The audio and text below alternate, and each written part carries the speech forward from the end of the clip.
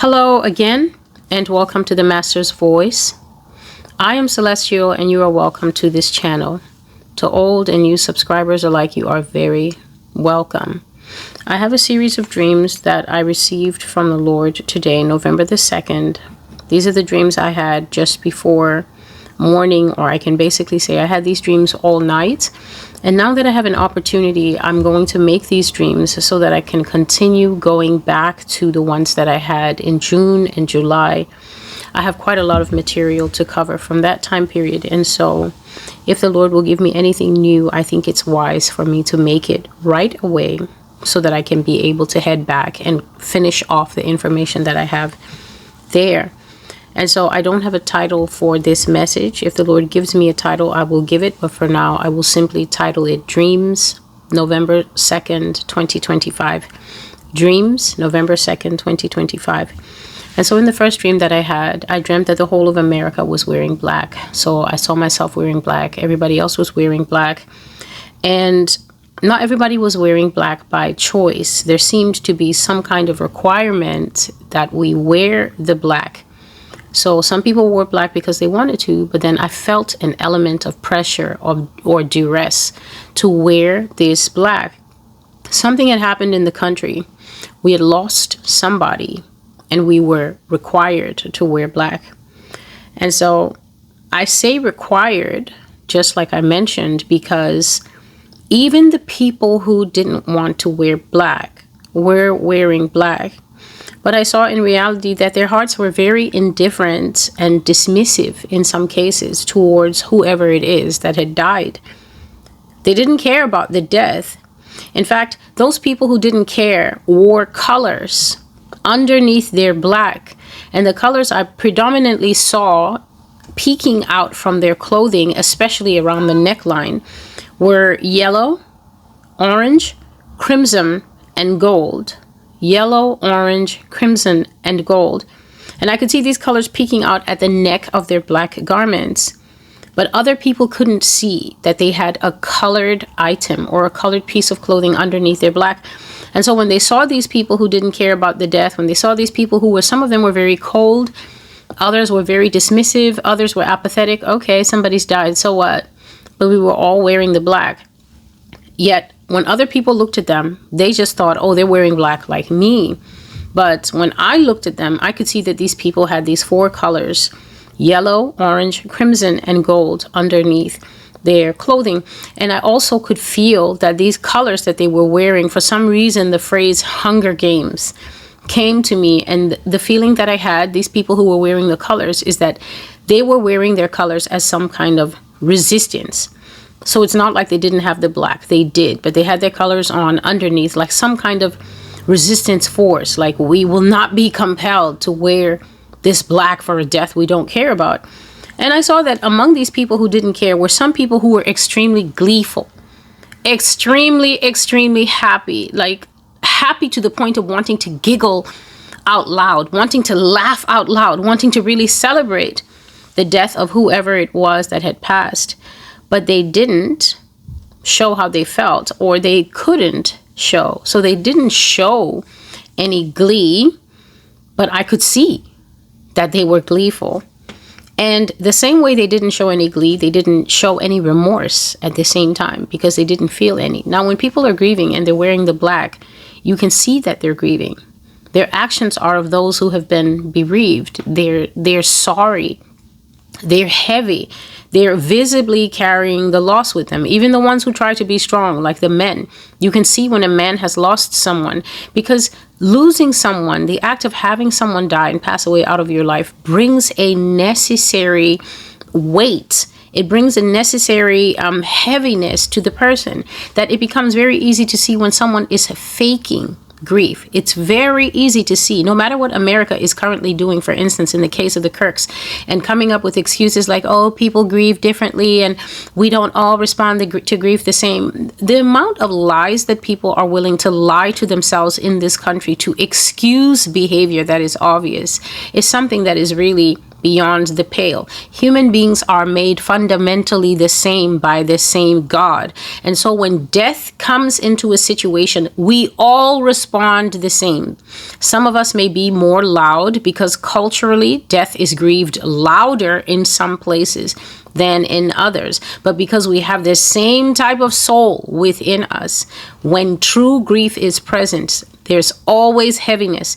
There's always this lowering of the psyche that is very visible for others to see. And in the absence of that thing, it is very annoying for people to keep claiming, oh no, some people have it deep, deep, deep, deep inside next to their leather pants. That's why you can't see it. Grief is grief. Sorrow is sorrow. Heaviness is heaviness. If these things were not universal, we wouldn't have Isaiah, I think it's Isaiah 61, telling us about what the spirit of heaviness is and how you have to actually physically seek the Lord to have it removed so that he can exchange it and give you a garment of praise. When you are in grief, it's very hard for you to enter into the place of praise unless you are helped by a strong support system. So when you see people smirking and they claim that they're grieving, when you see people going like this and there's absolutely no liquid, that person is not grieving, no matter what the media tells you, no matter what that person's supporters tell you, because you have two eyes, an intuition and a spirit, and they work. You can see where grief is there. So in this dream, I could see who was really grieving and who was not grieving. I could see who was apathetic, like, okay, what do you want me to do about it? The person has died. If we got to wear the black, let's wear the black. I could see the people who was truly sorrowful over this death. And I could see people who were annoyed that they were forced to participate in this national grieving that we were doing. And they were showing their resistance by wearing just beneath the black, maybe with just this much showing, a color, red, crimson, yellow, orange, and gold. And I had a feeling that these people saw themselves or were doing it as their small little resistance against the powers that be or whoever it was that had everybody in black. But if they weren't sorry, they weren't sorry. They could not show their real feelings, some of them. They were giddy, they were gleeful, but they couldn't show that. But at the same time, they were not showing any remorse that they didn't feel.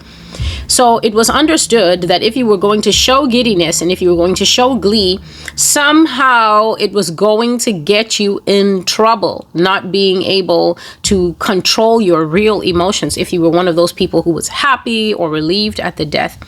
As long as nobody saw that you were gleeful, and as long as nobody knew that you were gleeful, then apparently it was all right. So that is the first dream that I had. And the understanding the Lord gave me is that a death is coming to the United States. It's going to be a very big death.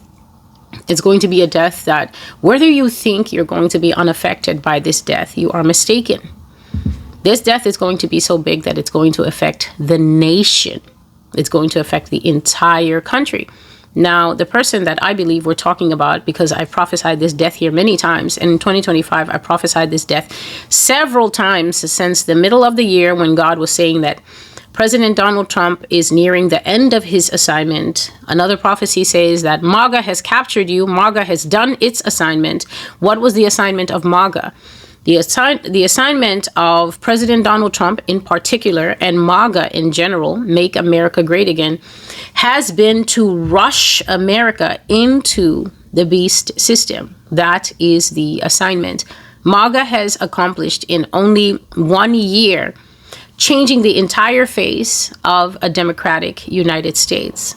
MAGA has been the means by which the president has justified breaking the rule of law, ignoring the legal system, ignoring Congress, and just running a one-man show by saying that he will make America great again, and by relying on the never-ending acceptance of his voter base.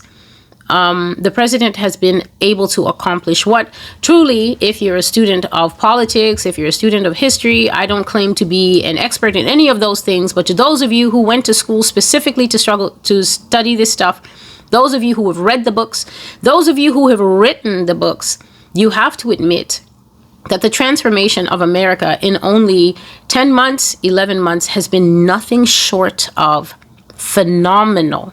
The word phenomenal doesn't necessarily have to It doesn't necessarily have to refer to something that is positive, like, oh, that was a phenomenal dinner. Oh, that was a phenomenal event. You have to say that it is phenomenal for the administration of a country to host a ball on the eve of its decision to starve the people. That's phenomenal. That is world-class capitalism. In your face. This is the kind of thing that if Charles Dickens were alive today, America, he would be writing late into the night, penning his latest and possibly greatest novel, because that man's entire life was devoted to examining the wide divide between the rich and the poor, the have and the have-nots in his day. And if Charles Dickens were alive today in the United States, he would not be writing about Tom Sawyer. He would be writing his greatest opus yet, to examine how it is that the leadership that the people overwhelmingly voted for has become so distanced and divorced from the people in less than a Gregorian calendar year. That takes some doing. That is marvelous work. If you are a student of history, if you're in France, if you're in anywhere else observing America, I know that your blog is on fire, because every day you wake up, the leadership of the United States is giving you something to work with. And so what God is showing is that America is about to have a death, and he says that death is going to preface an authoritarian regime. To preface something is to be a precursor to something. It's the previews when you go to the movies and they tell you this summer, and then they show you about 3 to 5 movies that are coming, 3 to 5 movies that are basically almost in production, or they're about 3 months out from being in the can, and then they will come to the big screen. So you get to sit there watching and deciding, oh, it's going to be an awesome winter because I want to watch that and I want to watch that. That's what the preface is. Even when you read a book, the preface is the little bit that they will put after the introduction and whatever. That preface is just a little bit that they write where you kind of get an idea of what kind of scene is going to be set in the book, what kind of book it's going to be, what general direction this book is going to lean into. It kind of paints a starting picture. And God says that this death that is coming is going to preface an authoritarian regime. This is what he said to me